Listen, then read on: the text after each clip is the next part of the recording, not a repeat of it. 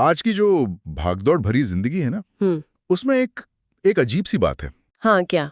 हम सब पहले से कहीं ज्यादा व्यस्त हैं, लेकिन फिर भी अक्सर एक खोया हुआ सा महसूस करते हैं। सही बात है। ऐसा लगता है जैसे हम किसी ट्रेडमिल पे दौड़ रहे हैं। मतलब मेहनत तो बहुत हो रही है पर पहुंच कहीं नहीं रहे। बिल्कुल। कोई खुशी खोज रहा है, कोई सफलता।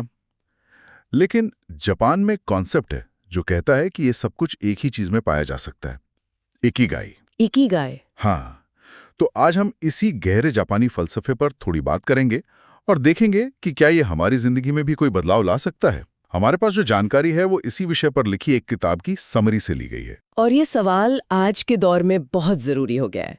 दिलचस्प बात यह है कि जब हम जापान की बात करते हैं तो विश्व स्वास्थ्य संगठन के आंकड़े साफ दिखाते हैं। अच्छा।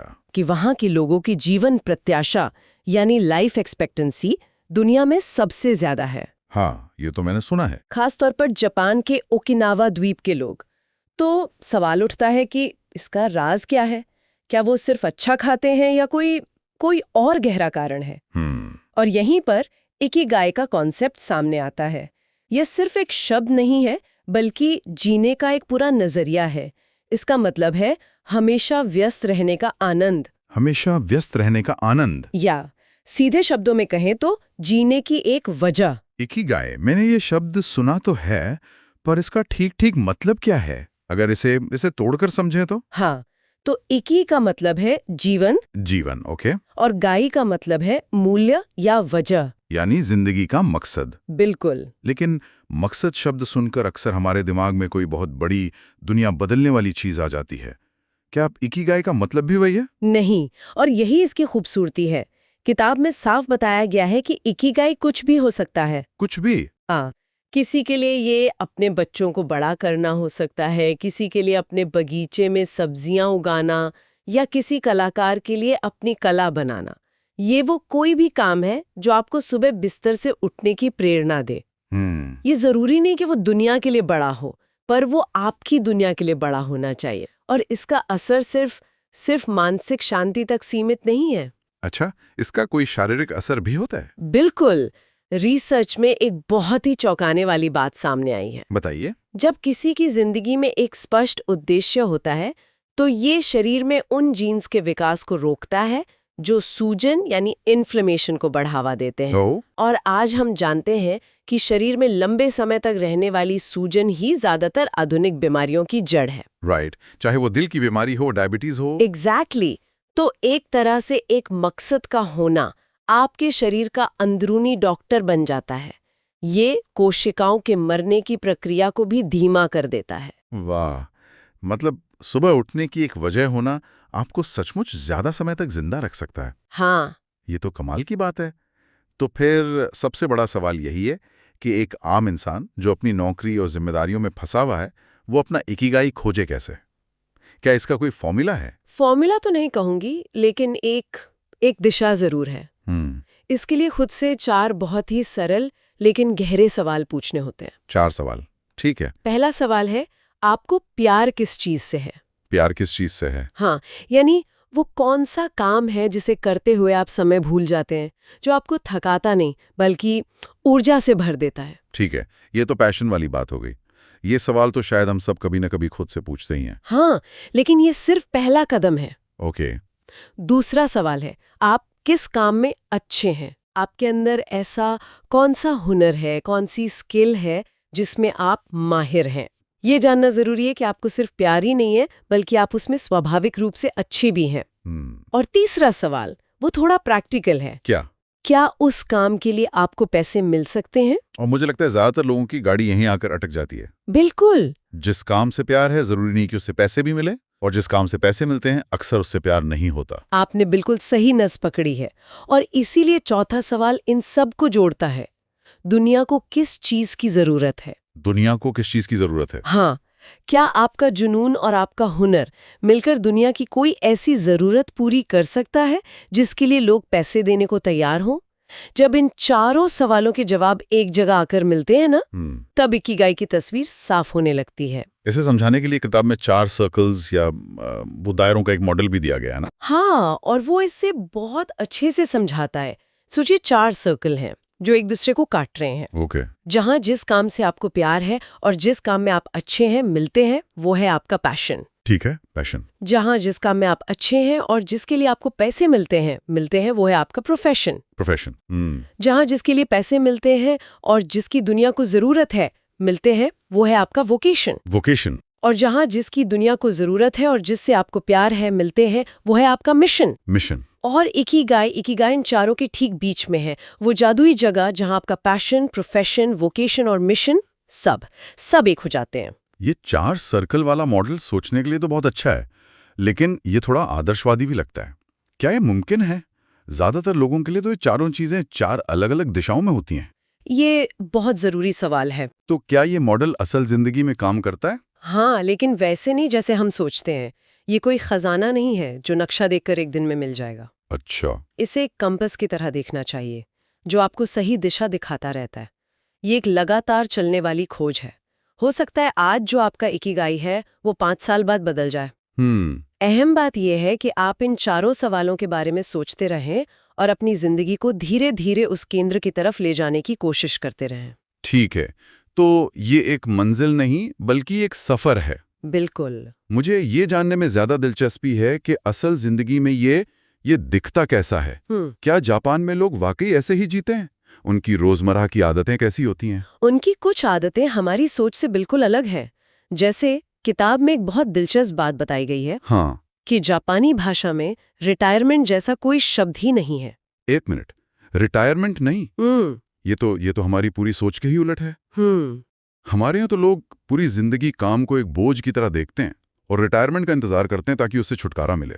सही बात है। तो क्या इसका मतलब ये है कि वो काम को अपनी पहचान का हिस्सा मानते हैं, ना कि सिर्फ पैसे कमाने का जरिया?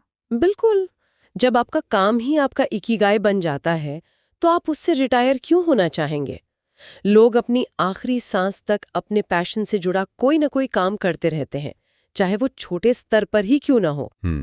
एक और आदत उनके खान पान से जुड़ी है, जिसे वो कहते हैं हारा हाचीबू। हारा हाचीबू, इसका क्या मतलब है?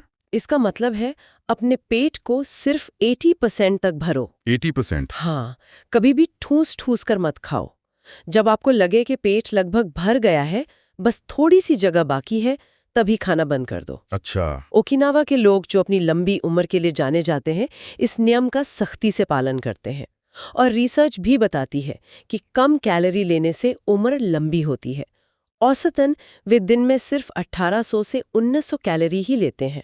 और उनकी डाइट में क्या खास होता है? उनकी डाइट इंद्रधनुष जैसी होती है।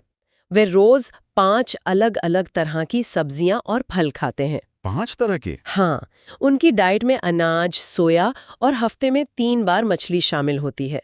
और सबसे जरूरी बात, वे चीनी और प्रोसेस्ड फूड से लगभग दूर रहते हैं। एक और बात जो मुझे बहुत दिलचस्प लगी वो है मल्टीटास्किंग के बारे में उनकी सोच। हाँ। आज के वर्किंग कल्चर में तो हमें सिखाया जाता है कि एक साथ कई काम करना ही प्रोडक्टिविटी की निशानी है। लेकिन उनकी सोच इसके बिल्कुल उलट है ना? बिल्कुल। वे फ्लो की अवस्था में विश्वास रखते हैं। फ्लो यानी एक समय में सिर्फ एक ही काम पर पूरा ध्यान लगाना। जब आप ऐसा करते हैं तो आप उस काम में पूरी तरह डूब जाते हैं, समय का पता नहीं चलता और काम बिना किसी बोझ के होता चला जाता है। जबकि रिसर्च साफ दिखाती है कि जो लोग मल्टीटास्किंग करते हैं वे असल में कम प्रोडक्टिव होते हैं, ज्यादा गलतियां करते हैं और ज्यादा तनाव में रहते हैं। ये आज की हसल कल्चर पर एक बहुत बड़ा सवालिया निशान है। इन सब आदतों के अलावा ओकिनावा के बुजुर्गों की सलाहें तो और भी गहरी हैं। किताब में उनके कुछ इंटरव्यूज हैं। हाँ। उनमें से एक बात मुझे बहुत अच्छी लगी, चिंता मत करो और अपने दिल को जवान रखो, उसे कभी बूढ़ा मत होने दो। ये सुनने में बहुत सरल लगता है, पर शायद सबसे मुश्किल यही है। बिल्कुल। और वो इस जवानी को बनाए रखने के तरीके भी बताती हैं, जैसे चेहरे पर मुस्कान के साथ लोगों से मिलना, अपना दिल खोलना। वो दोस्ती को बहुत ज्यादा महत्व देते हैं। दोस्ती को? उनका मानना है कि दोस्तों से मिलते रहना, बातें करना आपकी जिंदगी में साल जोड़ता है। ये सिर्फ मिलना जुलना नहीं है, इसका एक गहरा सामाजिक मतलब है। क्या इसका कोई खास नाम है, कोई प्रथा है? हाँ, ओकिनावा में मोआई का एक बहुत पुराना कॉन्सेप्ट है। मोआई? ये एक तरह का सामाजिक सहायता समूह होता है। बचपन में ही कुछ दोस्तों का एक ग्रुप बन जाता है जो जिंदगी भर एक दूसरे का साथ देता है। अरे वाह। वे हर महीने मिलते हैं, अपनी कमाई का एक छोटा हिस्सा एक कॉमन फंड में जमा करते हैं, और अगर किसी को भी भावनात्मक या आर्थिक मदद की जरूरत पड़ती है तो पूरा ग्रुप उसके साथ खड़ा होता है। एक तरह का जिंदगी भर का सेफ्टी नेट है ये तो। एग्जैक्टली। ये अकेलापन दूर करता है जो आज के समाज की सबसे बड़ी बीमारियों में से एक है। ये तो कमाल का सिस्टम है। ये सिर्फ दोस्ती नहीं, एक सामाजिक जिम्मेदारी है। और उनकी एक और सलाह है जो मुझे लगता है आज की युवाओं को जरूर सुननी चाहिए। कौन सी? जिंदगी को धीरे धीरे और आराम से जियो। अगर आप जल्दी में नहीं हैं तो आप ज्यादा समय तक जिंदा रहेंगे। और ये सिर्फ एक कहावत नहीं है, वे इसे अपनी दिनचर्या में उतारते हैं। वे लिफ्ट की जगह सीढ़ियों का इस्तेमाल करते हैं, रोज कम से कम 20-25 मिनट टहलते हैं। और उनकी एक और बहुत अच्छी आदत है रेडियो ताइसो। ये जापान में एक बहुत लोकप्रिय सुबह का व्यायाम कार्यक्रम है जो रेडियो पर आता है। अच्छा। लोग पार्कों में, दफ्तरों में, स्कूलों में एक साथ इकट्ठा होकर इस संगीत पर हल्का फुल्का व्यायाम करते हैं। ये दिखाता है कि कैसे स्वास्थ्य, समुदाय और गतिविधि एक दूसरे से जुड़े हुए हैं। हाँ, मतलब ये अकेले जिम में पसीना बहाने जैसा नहीं है। नहीं, ये एक सामाजिक अनुभव है। बिल्कुल। तो अगर हम आज की इस पूरी बातचीत को समेटें तो इकिगाई कोई 4 स्टेप का फॉर्मूला नहीं है जिसे पूरा करके हमें जिंदगी का मकसद मिल जाएगा। नहीं, ये एक नजरिया है। बिल्कुल। एक जीवन शैली है कि कहती है कि अपने जुनून को पहचानो, अपने हुनर को निखारो, दुनिया की जरूरत को समझो और इन सब को अपनी रोजमर्रा की जिंदगी में उतारो। अच्छा खाओ, एक्टिव रहो, दोस्तों के साथ जुड़े रहो और जल्दबाजी मत करो। बिल्कुल। ये सिखाती है कि काम और जीवन दो अलग अलग चीजें नहीं है जिन्हें वर्क लाइफ बैलेंस के तराजू पे तौलना पड़े। हाँ। बल्कि काम जीवन का ही एक हिस्सा है जो उसे अर्थ देता है। ये सब सुनने के बाद मुझे लगता है कि हम शायद गलत सवाल पूछ रहे हैं। मतलब? हम हमेशा पूछते हैं मुझे क्या करना चाहिए, जबकि शायद सवाल ये होना चाहिए कि मैं कौन हूं और मुझे क्या करना पसंद है। और यहीं पर मैं श्रोताओं के लिए एक विचार छोड़ना चाहूंगी। किताब में एक बहुत गहरी बात कही गई है कि जीवन का अर्थ बनाया नहीं जाता, बल्कि उसे अपने पसंदीदा काम को करते हुए खोजा जाता है। हाँ, ये उस आम धारणा को चुनौती देता है कि हमें पहले अपना उद्देश्य खोजना है और फिर उस पर काम करना है। ये बताता है कि प्रक्रिया शायद उल्टी है। आप काम करना शुरू करते हैं, आप उस फ्लो में उतरते हैं और उसी प्रक्रिया में आपको अर्थ मिलता है। अच्छा। तो शायद सही सवाल ये नहीं है कि मेरा उद्देश्य क्या है, बल्कि ये है कि कौन सा काम मुझे सबसे ज्यादा जिंदा महसूस कराता है। उस काम को करना शुरू कीजिए, चाहे छोटे स्तर पर ही सही। जवाब शायद उसी करने में छिपा है।